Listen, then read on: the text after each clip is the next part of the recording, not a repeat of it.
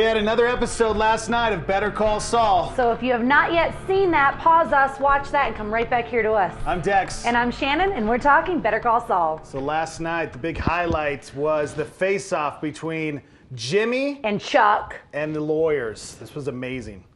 Let's call it $100,000 even. We admit to no wrongdoing, and your clients release all claims. I think you're gonna need to do better than that. Well, this was in your demand letter. It's syringes, so? I don't know if you know this, but that's a pretty standard item in an assisted living facility. Correct, but it's not what it is that matters, it's where it's from.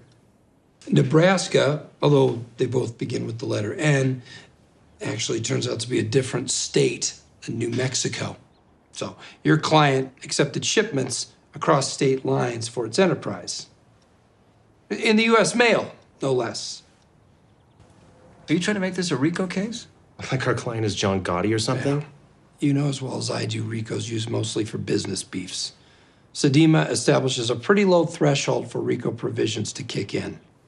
As soon as we establish a pattern to, what was your word, overbilling? I prefer the classic term of fraud.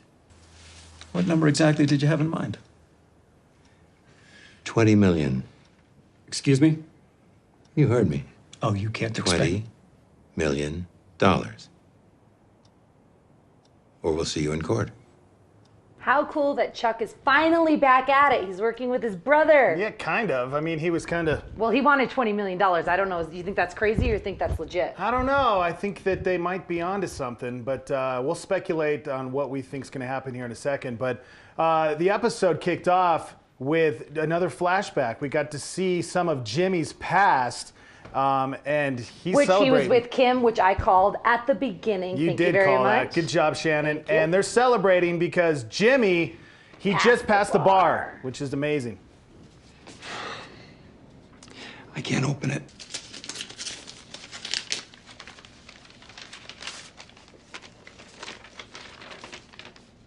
So what does it say?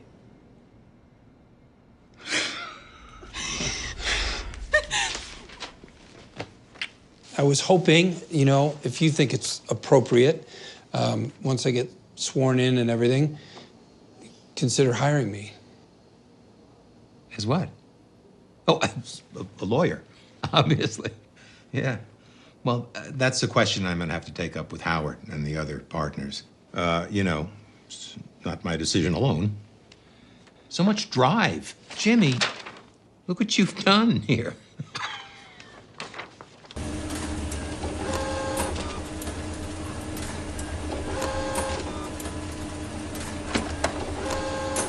Let's reassess in 6 months. Thanks for understanding, Jimmy. You want the door open or closed? Closed. Question for you. Oh, great. Okay. Is Kim a tease? No. She's totally leading on Jimmy. Oh my gosh, you're a man. Of course you would What? think that. I just want to point out how Howard is the villain, and he looks like a Backstreet Boy. I really thought Jimmy was going to grab the cake and chuck it up against the window. He should have, because he looks so docile, and you feel really bad for him in that part. I mean, I did anyway. I loved that scene. That was really cool. And then we see Jimmy hard at work. He's back at Sandpiper. He's trying to get those wills from all those old ladies, and he stumbles upon something, which... Pretty huge. Excuse me, allowance? Your family has you on an allowance? No, it's my money. I just get it from Sandpiper Crossing. I've been very patient. Clear pattern of malfeasance, abuses, or negligent infliction of emotional Sir, I really distress. need you to finish up and come out now. Contact by the end of the week, or I will be forced to move forward. Sir, I need you to This finish is a up. demand letter informing Sandpiper Crossing of pending litigation for defrauding my clients through systematic overcharging.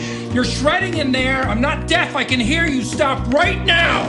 This makes it official, right? If you don't stop shredding right now, that's destruction of evidence. Spoliation, that's what it's called. And it's a felony, so call your lawyers right now. Tell them I said that. Me, James McGill, Esquire. I'm telling you guys, big mistake. Stick it to the man, Jimmy. Jimmy, what's right up? on that toilet paper. Yeah, that's the lawyer we love right there. So Jimmy, we saw all those shredded documents. Jimmy's gonna go dumpster diving try to find all those documents that they were shredding.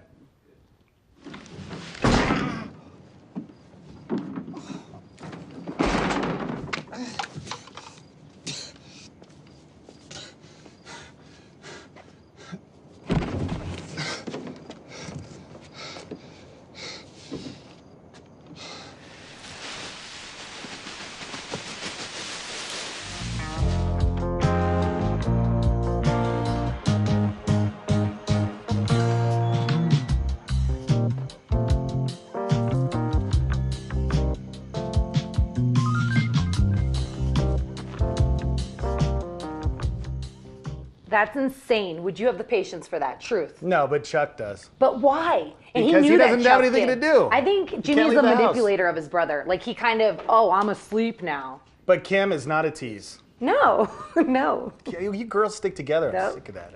I don't get it. Chuck and Jimmy, they of course they're making a plan because they're going after $20 million. Sandpiper. Yep, Sandpiper's in trouble. Chuck, how did you... I can't believe this. Thank you. This is a huge help. I felt like I was shoveling snow in a blizzard. Any precedent dealing with 18 USC 1961 to 68, probably not a bad idea to pull 3047-1 from NMSA 1978. I don't think that's going to play, really, but it's a good opening salvo for us. Wait, us? We're working together on this? That's up to you, Jimmy.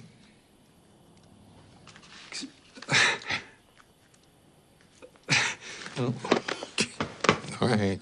Oh my gosh, there's so much to talk about. I love it. We're always running out of time, but coming up in full disclosure, Vince McDaniel. He is an actor that was featured in episode 5.